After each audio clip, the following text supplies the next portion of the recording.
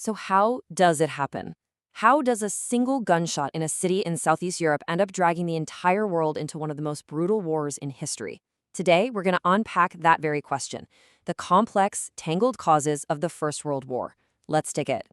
Okay, so let's set the scene. It's June 28th, 1914. Archduke Franz Ferdinand, who's the heir to the massive Austro-Hungarian Empire, is shot and killed in Sarajevo. The assassin is a Serbian-backed terrorist. This, right here, is the spark that lights the fuse.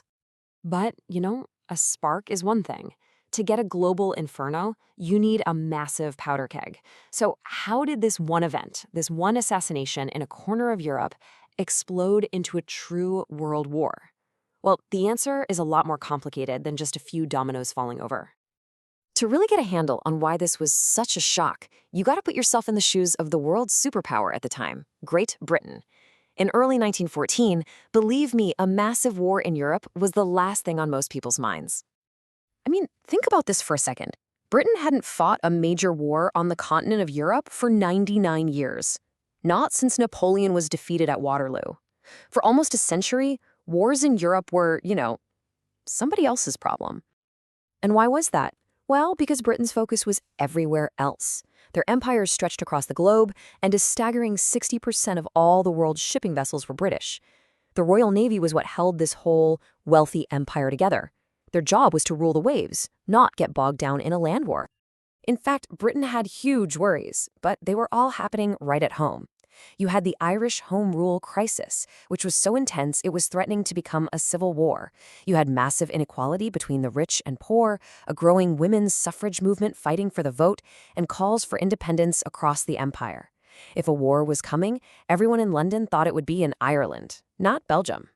Okay, so while Britain is completely distracted by all this stuff at home, something big is happening on the continent. A new player has entered the game, a real powerhouse. And it's starting to change everything. And that new player is Germany.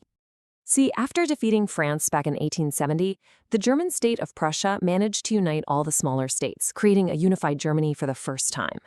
And this new nation was ambitious, it was industrial, and it wanted what Britain and France had, a global empire of its own. And this right here is where things get really tense. It all comes down to the sea. For Britain, their navy was their lifeblood. It protected their trade and their empire.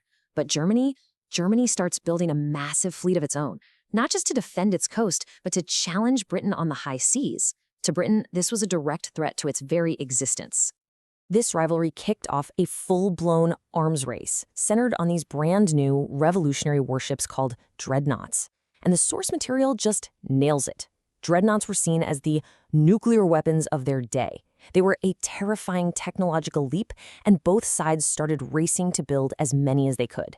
This naval race, more than anything, is what truly turned Britain against Germany. So you've got this standoff between the old superpower and the new challenger. And what happens next? Well, everybody else starts picking a team. All this fear and tension and ambition starts splitting the continent into two heavily armed camps. And this is what those teams look like. On one side, you have the Triple Alliance, Germany, its close partner Austria-Hungary, and a somewhat reluctant Italy. On the other side, you have France, terrified of its new powerful neighbor, who makes an alliance with Russia, and Britain, getting more and more worried about Germany's navy, starts moving closer to France and Russia in an agreement called the Triple Entente.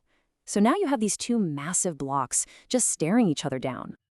All right, so with that picture in mind, let's jump back to that gunshot in the summer of 1914.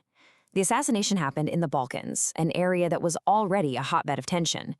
For Austria-Hungary, this was the perfect excuse to finally crush its rising neighbor, Serbia. And here is the absolute key moment.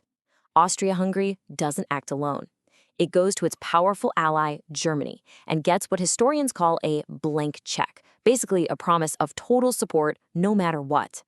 Then it sends Serbia an ultimatum with a list of demands so harsh it was basically impossible to accept. It was designed to be rejected. And this is where that whole alliance system kicks in, and the dominoes start to fall fast. Austria-Hungary declares war on Serbia. Boom. Russia, seeing itself as the great protector of Serbia, starts to mobilize its massive army. Well, Germany sees this as a threat and declares war on Russia. That, in turn, immediately pulls in Russia's ally, France. And just like that, Within weeks, the great powers of Europe are at war with each other. So the continent is on fire, but there's still one massive question mark left: Britain. What is it going to do?